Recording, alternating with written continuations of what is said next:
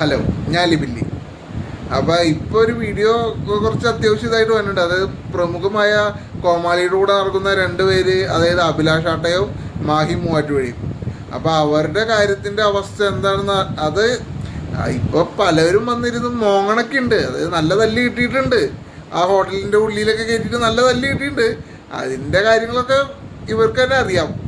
കാര്യം ഞാനത് അറിഞ്ഞു, പക്ഷെ അതെനിക്ക് തെളിവില്ലാത്തതുകൊണ്ട് ഞാൻ പറയുന്നില്ല കൂടുതൽ. പിന്നെ വെറുതെ കേട്ട ഒരു അറിവാണ്, അതാരും ഞാൻ ഒന്നും പറയുന്നില്ല. പക്ഷേ ഞാൻ ആ ഹോട്ടലിലേക്ക് വിളിച്ച് ചോദിച്ചു, ഹോട്ടലിലേക്ക് വിളിച്ചായിരുന്നു.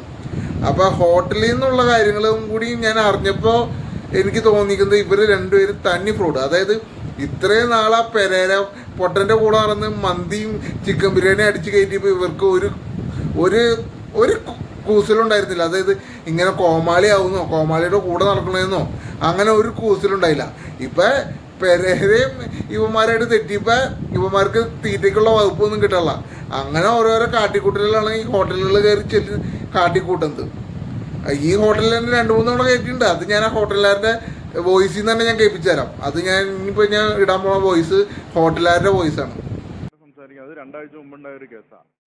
അത് 1-2 വിഷയങ്ങളുണ്ട്. ഭക്ഷണം കഴിച്ചിട്ട് കാശ് തരാത്ത മാത്രമല്ല, അവർ ഇതിനു മുമ്പും പൈസ തരാനുണ്ട്. അത് കൂടാതെ ഇവിടെ ഇരുന്ന് ബാക്കിയുള്ള ഫാമിലിക്കൊക്കെ പ്രശ്നം ഉണ്ടാക്കിയത് അവിടെ നിന്ന് അസഭ്യം പറഞ്ഞു കേട്ടല്ലോ. അതായത് ഹോട്ടലുകാരുടെ ഒരു സംസാരം തന്നെയാണത്. അതായത് ഹോട്ടലുകാർ പറയുന്നത് ഇങ്ങനെയാണ്: ഈ പ്രശ്നം ഉണ്ടായത് 2 ആഴ്ച മുമ്പാണ്. കാരണം അത് അന്ന് എടുത്ത വീഡിയോ ഇന്ന് അങ്ങോട്ട് അപ്ലോഡായിട്ട് അങ്ങനെയൊക്കെ ആയിരിക്കുള്ളൂ. ഇത് 2 ആഴ്ച മുമ്പ് എടുത്ത വീഡിയോ ആണ്. ചിലപ്പോൾ ആ വീഡിയോ എടുത്തവൻ അവൻ്റെ നാട്ടിൽ പോയിട്ട് വേണം അങ്ങനെ മാറി നിന്ന് ചെയ്യണമല്ലോ. കാരണം ധൈര്യമില്ലല്ലോ ഇവന്മാർക്കൊന്നും. അതെന്തോ ആയിക്കോട്ടെ. അപ്പം ഇത് 2 ആഴ്ച മുമ്പുണ്ടായ സംഭവമാണ്. ഇവരിവിടെ സ്ഥിരമായിട്ട് തിന്നുന്നതെന്ന് ആ കടക്കാരൻ തന്നെ പറഞ്ഞു, അതായത് ഓസിന്. അപ്പം ഇത് മാത്രമല്ല, ഇവന്മാർ ഹോട്ടലിൽ കയറി ഫുഡ് ബ്ലോഗ് എന്നും പറഞ്ഞ് ഇവന്മാർ മൊബൈലും പിടിച്ച് ഈ അവിടെ ഹോട്ടലിൽ കഴിക്കാൻ പറ്റുന്നവർക്കൊക്കെ ശല്യം ചെയ്ത് ഞങ്ങൾ ഫുഡ് ബ്ലോഗർ ആണെന്നൊക്കെ പറഞ്ഞ് വീഡിയോ ചെയ്യുമ്പോൾ അത് ആ കടയുടെ കച്ചവടത്തെയല്ലേ ബാധിക്കണേ. അതാണ് ഈ ഓണർ ഇപ്പോൾ പറഞ്ഞത്. പിന്നെ ബാക്കി കാര്യങ്ങളും കൂടി ഞാൻ കേൾപ്പിച്ചു തരാം. എന്തായാലും അവിടെ വരുന്ന ഫാമിലിക്കായാലും ഭയങ്കര ബുദ്ധിമുട്ടാണ്, ഭയങ്കര ശല്യങ്ങളാണ് ഈ 2 പേര്. കാരണം ഫുഡ് ബ്ലോഗ് എന്നും പറഞ്ഞ് തിന്നാൻ കയറുന്ന 2 പേര്. തമ്മിലിരുന്നാ സംസാരിക്കണേ എന്നോർത്ത് നമ്മളിപ്പോൾ നമ്മുടെ മൂക്കിന്റെ തുമ്പുവരല്ലേ നമുക്ക് സ്വാതന്ത്ര്യമുള്ളൂ. മറ്റുള്ളവരുടെ അടുത്തേക്ക് കയറാൻ പറ്റില്ലല്ലോ. ഒറ്റത്തിലിരുന്ന് സംസാരിക്കുന്ന കാര്യങ്ങളൊക്കെ നമുക്കിവിടെ നമ്മളൊരു സാമൂഹിക ജീവി എന്നുള്ള രീതിയിൽ ബുദ്ധിമുട്ടുണ്ടാക്കുന്ന കാര്യങ്ങൾ അമ്മമാർ ചെയ്തുകൊണ്ടിരിക്കും. കാലം അതിക്രമിച്ചിട്ടുണ്ടെങ്കിൽ അമ്മമാർ കൊണ്ട് കേസ് കൊടുക്കട്ടെ, നമ്മുടെ ഇവിടുന്ന് CCTV നമ്മൾ അന്നേരം കൊടുത്തോളാം. ഇവർ പലപ്പോഴും ഇവർ പൈസ ഇല്ലാന്ന് പറയുമ്പോൾ നമ്മൾ വിട്ടുകൊണ്ടിരിക്കണം നമ്മുടെ നാട്ടിലുള്ള ആൾക്കാരാണെന്നുള്ള രീതിയിൽ. അപ്പോൾ അവന്മാർ നമ്മളെ ദ്രോഹിക്കും. നമ്മുടെ കച്ചവടം പൊട്ടിക്കാനുള്ള പരിപാടി നോക്കി കഴിഞ്ഞാൽ നമുക്ക് അതിനനുസരിച്ച് കാര്യങ്ങൾ ചെയ്യണ്ടേ. കണ്ടോ, ഇതാണ് ഞാൻ പറഞ്ഞ കാര്യം. വ്യക്തമാണ്. അതായത് ഇവന്മാർ അവിടെ നിന്ന് കാട്ടിക്കൂട്ടുക. അത് 2-3 തവണ ഇതേപോലെ തന്നെ അവിടെ നിന്ന് ഓസിന് തിന്നു. പിന്നെ ആ കടക്കാരൻ നല്ലൊരു മനുഷ്യനായ കാരണം സ്വന്തം നാട്ടുകാരല്ലെന്ന് വിചാരിച്ച് വിട്ടതാണ്. പിന്നെ വീണ്ടും ഇത് തന്നെ ആവർത്തിക്കുമ്പോൾ പിന്നെ ആർക്കായാലും ഒരു ഉപദ്രവം. എന്തായാലും അവർ കച്ചവടം നടത്താൻ വേണ്ടി ഇരിക്കുന്നതല്ലേ ആ കടക്കാർ. അല്ലാണ്ട് ഇവനൊന്നും തീറ്റിക്കാൻ വേണ്ടി അവർ തുറന്നു വെച്ചേക്കുന്നതല്ലല്ല. പിന്നെ അത് മാത്രമല്ല, ഇവന്മാർ അതായത് അതെ ഒരു ഹോട്ടലിലും ഇപ്പം തിയേറ്ററിലായാലും പാലിക്കേണ്ട മാന്യതകളുണ്ട്. അതൊന്നും ഇവന്മാർ പാലിക്കാറുമില്ല. ഇവന്മാർക്ക് അതിൻ്റെ ABCD അറിയാനും പാടില്ല. അതായത് ഹോട്ടലിൽ ഇരുന്ന് തിന്നുമ്പോൾ ബാക്കിയുള്ളവർക്ക് ശല്യമായിട്ട് ഞങ്ങൾ ഈ ഫോണിൽ ഉറക്കം സംസാരിച്ച് കഴിഞ്ഞാൽ പിന്നെ ആർക്കായാലും ഒരു ഇറിറ്റേഷൻ തോന്നില്ലേ.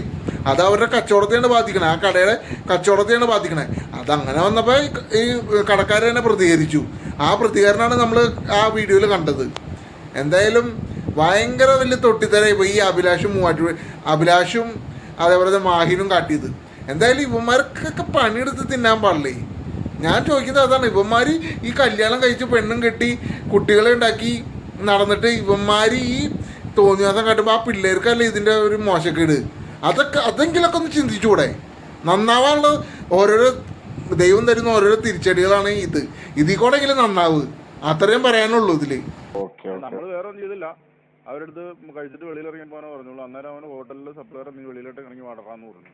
അന്നേരം നമ്മൾ വെളിയിൽ അവനെ ഇറക്കി നിർത്തിയിട്ട് എന്നാ ചെയ്യാൻ പറഞ്ഞു. അത്ര ആക്കാവോ അതിനകത്തുള്ള കാര്യങ്ങൾ വന്നിട്ടുള്ളൂ. അത് നാട്ടുകാരെടുത്ത് വീഡിയോ പിടിച്ചെന്നു നമുക്ക് പോലും പറയാൻ പറ്റുമോ. മനസ്സിലായി. നമ്മളായിട്ട് നമ്മുടെ ഒരു ഐഡിയിൽ നിന്ന് ഒരു സ്ഥാനത്ത് നിന്ന് ഒന്നും പോയിട്ടില്ല, നമ്മളോട് വീഡിയോ എടുത്തിട്ടില്ല.